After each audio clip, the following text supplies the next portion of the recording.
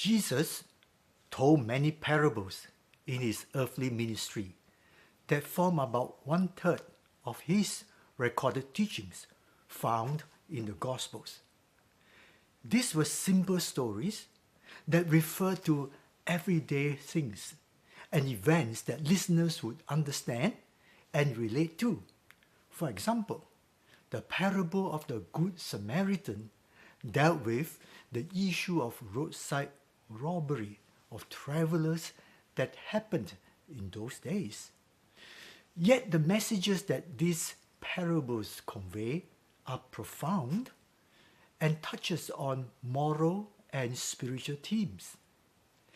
In the parable of the 10 virgins, recorded in the Gospel of Matthew chapter 25, verses 1 to 13, Jesus talked about 5 wise and 5 foolish virgins or bridesmaids.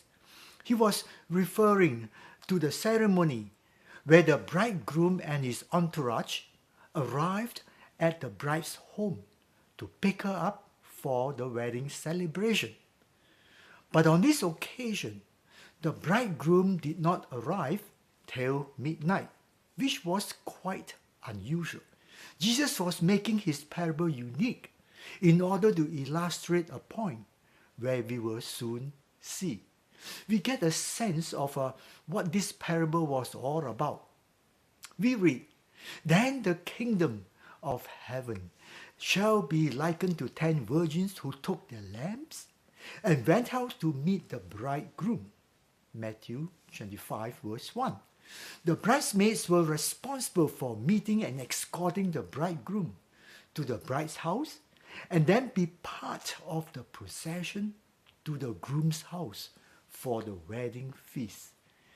Clay oil lamps consisting of a receptacle and a wick would need to be regularly filled with oil.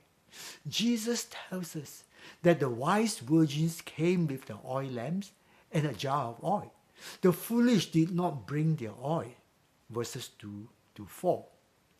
And at midnight, a cry was heard, "Behold, the bridegroom is coming." Verse 6. The 5 foolish virgins found that they had run out of oil. "Give us some of your oil," they said. Their requests were denied because there would not be enough oil to last. They then went out to buy oil and missed out on the whole procession.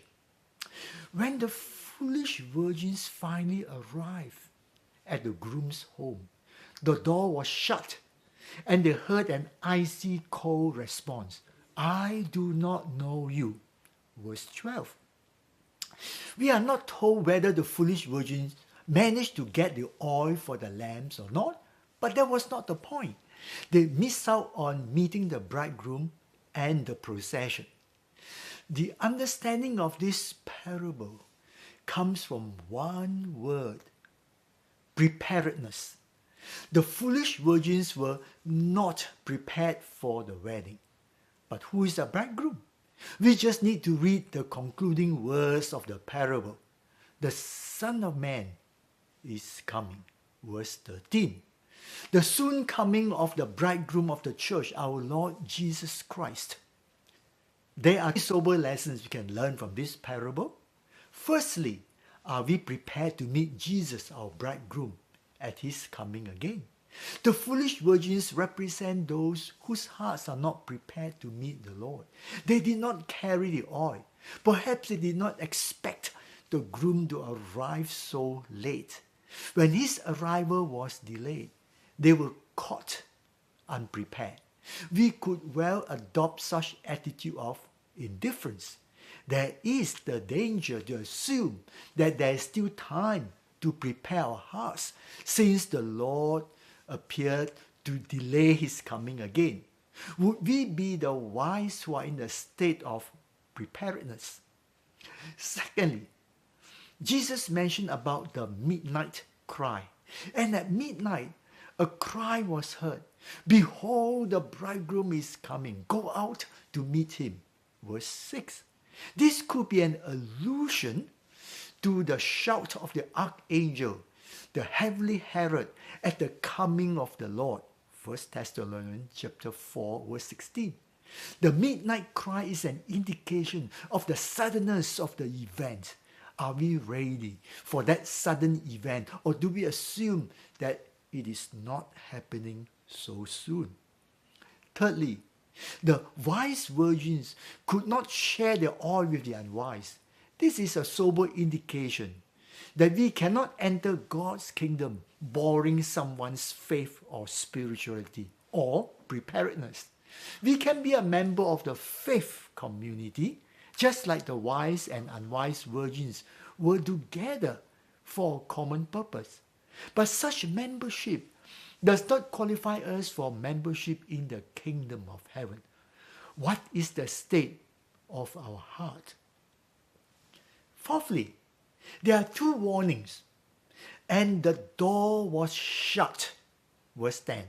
This is the door of opportunity. The opportunity is always open for all to get right with God. But that door will be shut at the coming of Christ. Assuredly I say to you, I do not know you. Verse 12. This is the voice of rejection. When Jesus comes again, we either hear the voice of acceptance, well done, good and faithful servant, Matthew 25 verse 23, or the voice of rejection. Which voice will we be hearing? Jesus concludes this parable with a sound warning. Watch therefore, for you know neither the day nor the hour in which the Son of Man is coming. Verse 13. We do not know when he will come again, but we do know with such uncertainties in the world today, it is the midnight hour. You are exhorted by Jesus to watch. The foolish virgins were locked out of the wedding feast. The feast is an allusion to the marriage supper of the Lamb. Let us rejoice and exult and give him the glory, for the marriage supper of the Lamb has come, and the bride has made herself ready. Revelation chapter 19, verse 7. See the word ready? That's preparedness. The bride is the church of Christ. Have we made ourselves ready? Prepare to welcome the return of our Lord Jesus, the bridegroom of the church.